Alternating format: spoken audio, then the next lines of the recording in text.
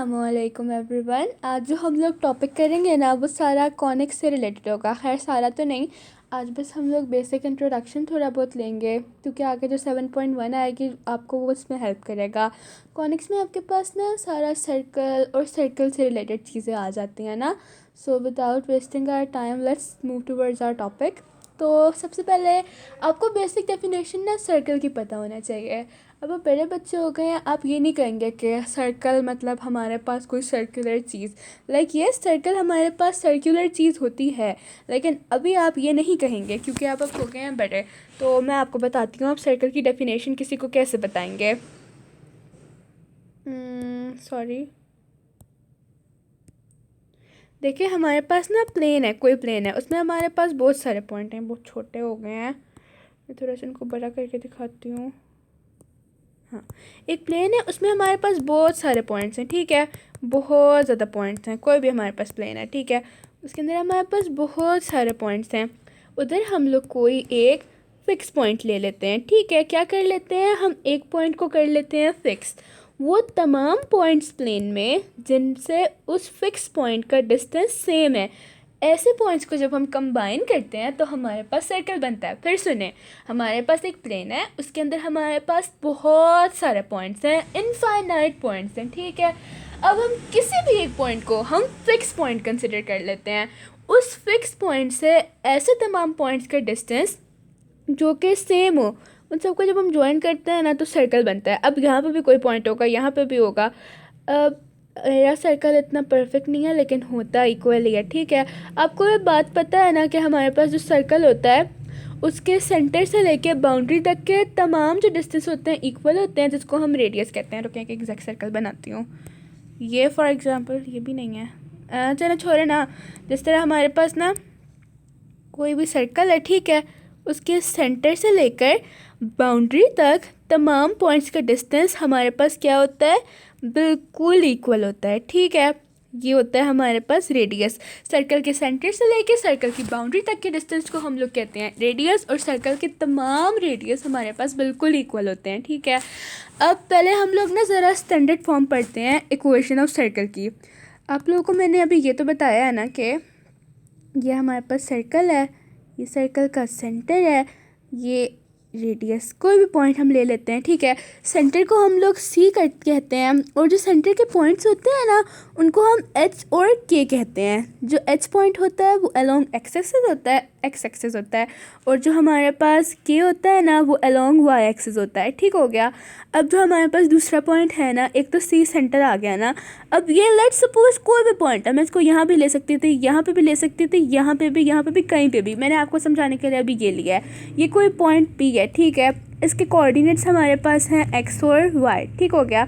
Similarly जिस तरह ये वाला जो हमारे पास सेंटर है, इसके कोऑर्डिनेट्स हमारे पास एच और के हैं, बिल्कुल इसी तरह जिस तरह किसी पॉइंट के हमारे पास कोऑर्डिनेट एक्स और वाई होते हैं। हम इनको अलग लेते हैं ताकि हम कंफ्यूज ना हो, और सर्कल के लिए हम एच और के ही लेते हैं, ठीक है। अब यहाँ से लेके यहाँ तक का डिस्टेंस मैंने आपको क्या बताया था, क्या होता है रेडियस, क्योंकि सेंटर से लेके बाउंड्री तक हो रहा है, ठीक है, किसी भी पॉइंट तक हो रहा है जो बाउंड्री पर मौजूद है।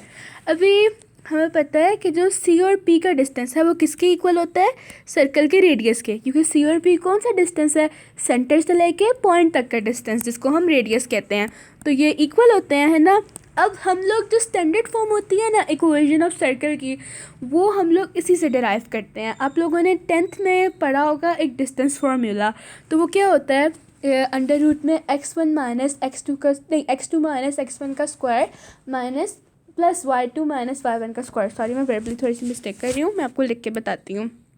अंडर रूट में x2 माइनस x1 का square plus y2 minus y1 का स्क्वायर, ये हमारे पास होता है डिस्टेंस फार्मूला, राइट, ये होता है। तो अभी हम लोग ना हमारे पास यहाँ पे सी से पी तक का ले रहे हैं ना डिस्टेंस, तो हमारे पास जो सी वाले सारे होंगे ना वो x1 वाले कंसिडर हो जाएंगे, और जो हमारे पास पी वाले होंगे वो 2 वाले कंसिडर हो जाएंगे ना। तो अगर हम इसको इस वाली फॉर्म में लिखें तो हम इसको कैसे लिखेंगे बच्चों, देखें हमारे पास यहाँ पे जो h है ना, इस वक्त जो हमारे पास ये h है, ये हमारे पास x1 है, और जो हमारे पास ये वाला है ना x, ये हमारे पास x2 है। क्यों? ये पहले आ रहा है, ये बाद में आ रहा है, इतना तो पता होगा आपको, ठीक है। अभी हम इसको ज़रा इसकी फॉर्म में लिखते हैं ना, ये तो मैंने आपको अभी ऐसे ही जनरल लिख के दिखा दिया है, मैं आपको इसकी फॉर्म में लिख के बताती हूँ। उप्स, हाँ देखिए, C P equals to R, ज़रा इस फॉर्म में मैं आपको लिख के दिखाती हूँ ना। x2 हमारे पास क्या है, सी पी का लेना है ना हमने, तो x2 वाले क्यों हो गए, तो मतलब x माइनस एच का स्क्वायर प्लस दूसरा वाला क्या है, अब हमारे पास y1 ये वाला है और y2 हमारे पास ये वाला है, लेकिन हम क्या लिखते हैं, y2 माइनस y1 का स्क्वायर, राइट। तो y माइनस के का स्क्वायर, x माइनस एच का स्क्वायर प्लस y माइनस के का होल स्क्वायर और ऊपर पूरे के स्क्वायर रूट है, ये रेडियस के इक्वल है, राइट। हम लोग ऐसा करते हैं, अब दोनों साइड पे स्क्वायर ले लेंगे। क्यों लेंगे? क्योंकि देखिए हमें स्क्वायर रूट को ख़त्म करने के लिए तो स्क्वायर ही लेना पड़ता है ना, तो हम दोनों साइडों पे ना स्क्वायर ले लेते हैं। ये स्क्वायर रूट से कैंसिल, और हम जो काम करते हैं वो पक्का दोनों साइड पे करते हैं। अगर मैंने इस साइड पे स्क्वायर लिया तो मैं इस साइड पे भी ज़रूर लूँगी, मैंने ले लिया, ये कैंसिल हो गया। तो ये x माइनस एच का स्क्वायर प्लस y माइनस के का स्क्वायर इक्वल्स टू आर का स्क्वायर, और ये मेरे पास आ गई जनरल फॉर्म, सॉरी जनरल नहीं है, ये स्टैंडर्ड है, ये मेरे पास आ गई standard form of equation of circle. Okay, अब ये इतना सब इस काम था आपके पास, बस ख़त्म। अभी आपको ख़त्म नहीं, आपको और भी कराना है।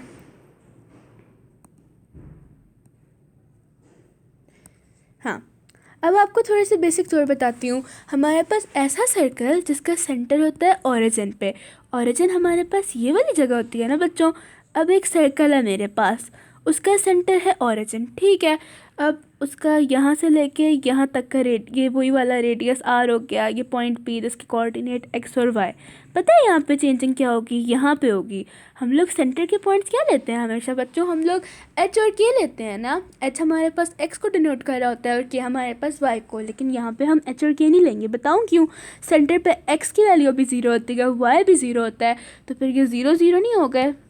मेरी बात फिर से सुने, जो हमारे पास सेंटर होता है, जो ओरिजिन होता है, उधर एक्स कोऑर्डिनेट की वैल्यू भी ज़ीरो होती है, उधर वाई कोऑर्डिनेट की वैल्यू भी ज़ीरो होती है। तो मतलब कि हमने एच और के इसीलिए तो लिए थे कि वो एक्स और वाई को डिनोट करते हैं, तो वो तो ज़ीरो ज़ीरो हो गए, तो सेंटर भी ज़ीरो ज़ीरो हो गया ना। ऐसे केस में हमारे पास जो इक्वेशन ऑफ सर्कल होती है ना, वो X square plus Y square equals to R square होती है। ऊपर आपको मैं लिख के दिखाती हूँ पहले क्या थी।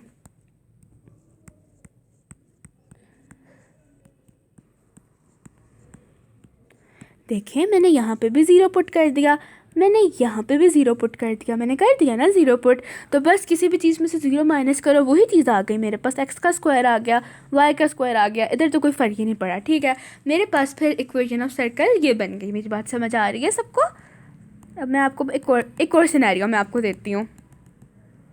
हाँ, एक मेरे पास है जी पॉइंट सर्कल, ठीक है, पॉइंट सर्कल ये, ठीक है। हम लोग क्या करते हैं पक्का, हमारे पास यहाँ से लेके यहाँ तक एक रेडियस होता है। अब इस पॉइंट सर्कल में आपको लगता है कि कोई रेडियस की पॉसिबिलिटी होगी भी? नहीं होगी ना, पॉइंट सर्कल है, तो इसके लिए हमारे पास होगा X square plus Y square equals to zero. आप लोग मेरी बातें ज़्यादा नोट किया करें, मैं बोल के रही होती हूँ, ठीक है। इससे पहले सबसे पहले मैंने आपको स्टैंडर्ड फॉर्म बताई थी इक्वेशन ऑफ सर्कल की, उसके बाद मैंने आपको वो वाला सिनेरियो बताया था जहाँ पे हमारे पास जो सर्कल का सेंटर है ना, वो ओरिजिन पे लाई कर रहा होता है, ठीक है। अब तीसरा केस वो हम लोग पढ़ रहे हैं, एक पॉइंट सर्कल की बात कर रहे हैं। पॉइंट सर्कल ये है, पॉइंट, कोई भी पॉइंट, ये कोई भी पॉइंट, उसके लिए रेडियस आपको लगता है एग्जिस्ट करेगा, रेडियस ज़ीरो होगा, तो मतलब आर स्क्वायर ज़ीरो हो गया, तो ये पूरी चीज़ आप ज़ीरो के इक्वल रख देंगे। एक और चीज़ अब मैं आपको बताती हूँ, हमने ऊपर पढ़ी थी स्टैंडर्ड फॉर्म, अब हम लोग पढ़ते हैं general form of equation of circle. General form, ठीक है, सॉरी मेरी राइटिंग इग्नोर करें। जनरल फॉर्म हमारे पास होती है X square plus Y square plus 2gx plus 2ky, I guess, let me see, 2ky, yes, plus C equals to zero. ये हमारे पास होती है जनरल फॉर्म, ठीक है। और इधर जो हमारे पास सेंटर होता है ना, वो माइनस जी और माइनस एफ होता है, ठीक है, माइनस वाली फॉर्म में होता है, ठीक हो गया। और जो रेडियस होता है ना, वो हमारे पास होता है G square plus F square minus C under root में। G square plus F square minus C, ये ठीक हो गया। जो हमारे पास स्टैंडर्ड फॉर्म होती है ना, उसमें सेंटर के कोऑर्डिनेट्स एच और के पॉजिटिव में होते हैं, और जनरल वाली में सी के जो कोऑर्डिनेट्स होते हैं वो जी और एफ हम लोग ले लेते हैं। ओके हो गया, और वो माइनस में होते हैं। और बस थोड़ी सी बातें आपको और बताऊंगी। ऐसा सर्कल नहीं, ऐसी लाइन जो सर्कल को किसी भी एक पॉइंट पर टच करे उसको हम लोग कहते हैं टेंजेंट लाइन। ठीक हो गया, टेंजेंट। ठीक है, ऐसी लाइन जो सर्कल को 2 पॉइंट्स पे टच करे, ऐसी लाइन को हम लोग कहते हैं सीकेंट लाइन। ओके, और ये जो पोर्शन होता है इसको वैसे हम सेगमेंट कहते हैं, बता रही हूँ, पता होना चाहिए। ठीक है, और सीकेंट, देखिए मैं आपको बताती हूँ, ये भी सीकेंट है, ये भी सीकेंट है, ये भी सीकेंट है। क्यों? क्योंकि ये सर्कल को 2 पॉइंट्स पे टच कर रही है, ये शर्त पूरी कर रही है। अब ये जैसे भी हो, ये सीकेंट सीकेंट सीकेंट।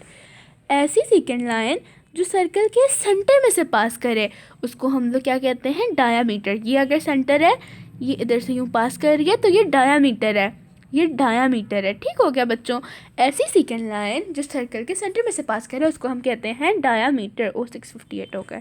ठीक है, और डायामीटर का हाफ हमारे पास होता है रेडियस। बस आपको इतनी बातें पता होनी चाहिए। अच्छी तरह स्टैंडर्ड फॉर्म देखें, जनरल फॉर्म देखें। अगली वाली हम लोग वीडियो में ना एक्सरसाइज सॉल्व करेंगे। ओके, अल्लाह हाफिज़। मुझे अपनी दुआ में याद रखिएगा।